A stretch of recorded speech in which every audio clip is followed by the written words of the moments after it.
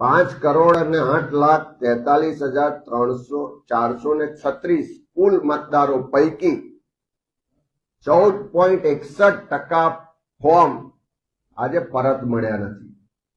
અને આ જે આંકડો જોઈએ તો 5,08,00,000 મતદારોમાંથી 74 લાખ મતદારોના ફોર્મ આજે ચૂંટણી પંચ પાસે પાછા આવ્યા નથી. અને એમણે જે બ્રેકઅપ આપ્યું છે એનું કે આ પૈકી 18,03,050 મતદારો મૃતક છે, એટલે મૃત્યુ પામેલા છે, ઓળખ ના થઈ શકી હોય, એટલે ખબર નથી કે કોણ મતદાર છે, એનો કોઈ અતો પતો નથી મળતો. એવા 10,10,243 મતદારો છે.